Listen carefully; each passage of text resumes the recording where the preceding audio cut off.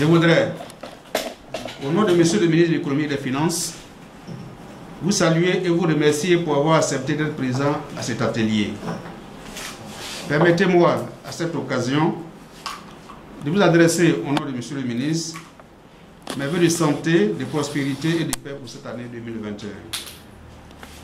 Chers participants, votre présence effective à cet atelier de validation de l'avant-projet de stratégie nationale de lutte contre le blanchiment de capitaux, le financement du terrorisme et de prolifération des armes de destruction massive est le signe éloquent de l'intérêt que vous portez aux questions sécuritaires et de bonne gouvernance.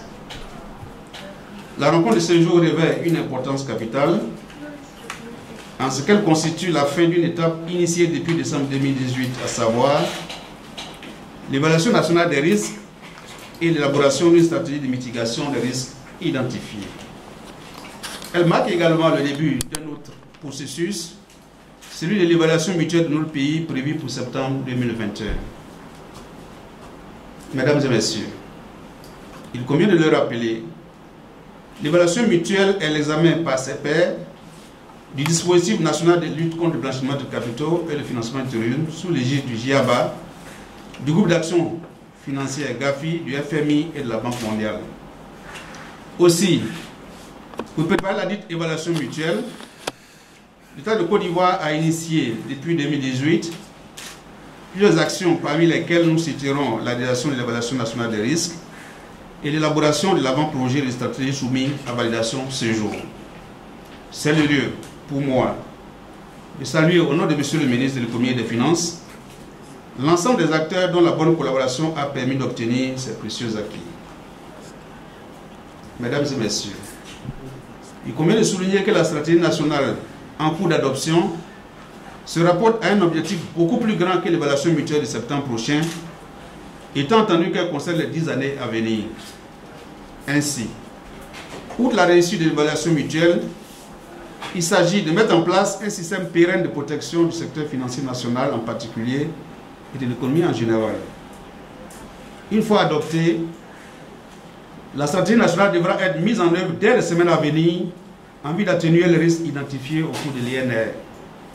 À terme, ce processus permettra à notre pays d'éprouver son dispositif de lutte contre le blanchiment de capitaux et le financement du terrorisme. Mesdames et messieurs, le gouvernement a déjà montré son engagement dans la lutte contre le blanchiment de capitaux et le financement du terrorisme en ne lésinant pas sur les moyens pour le financement des actions menées. En ce qui concerne l'évaluation mutuelle, l'État fera encore une fois sa part de devoir en dégageant les fonds nécessaires à sa réalisation. Ici également de noter que nos initiatives ont bénéficié du soutien important de nos partenaires. Pour rappel, il convient de relever que pour l'INR, les GIABA avaient mis à la disposition de notre pays la somme de 60 000 $ US et trois de ses experts. Les GIABA a de plus contribué à l'élaboration de l'avant-projet de la stratégie nationale en apportant son expertise. La Banque mondiale a, pour sa part, mis gracieusement à notre disposition sa méthodologie et son outil de réalisation de l'INR ainsi que 4 experts.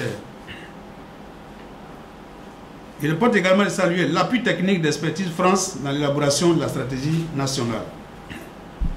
Chers participants, pour en revenir à nos travaux de ce jour, je note qu'il nous faudra plancher sur plusieurs volets essentiels de la stratégie nationale.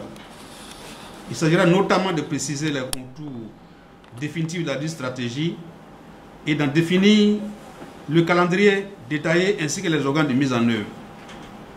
Comme nous le percevons, l'enjeu est de taille. Mais Monsieur le ministre demeure convaincu qu'au regard de la qualité des experts mobilisés autour de cet atelier, les défis liés à la lutte contre le blanchiment de capitaux et le financement du terrorisme seront brillamment relevés.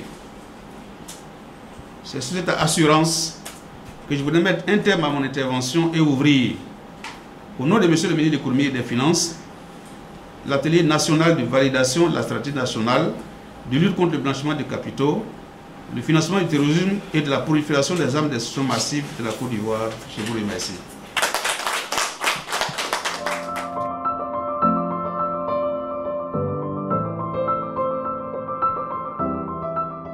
En septembre 2021, c'est-à-dire cette année, notre pays sera évalué par le Fonds monétaire international pour voir l'efficacité de son dispositif LBCFT.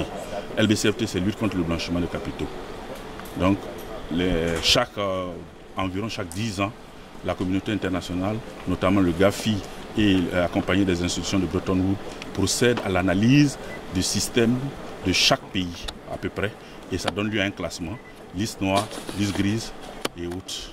Et en fonction de votre classement, cela détermine la nature des relations financières et économiques que vous avez avec les institutions de Bretton Woods et les autres pays. Et donc, en septembre, nous serons évalués. Et cette évaluation, nous sommes en train de la préparer. Et cette préparation nécessite donc la mise en place d'une stratégie pour bien préparer cette évaluation. Donc l'atelier de ce matin obéit d'abord à ce premier objectif-là, à savoir préparer l'évaluation mutuelle de septembre 2021. L'objectif, le second qui est l'objectif à long terme, c'est pour que dans 10 ans à peu près, nous ayons mis en place un ensemble de tests, d'institutions qui protègent le système financier ivoirien contre le financement du terrorisme et le blanchiment de capitaux, dans une dizaine d'années à peu près.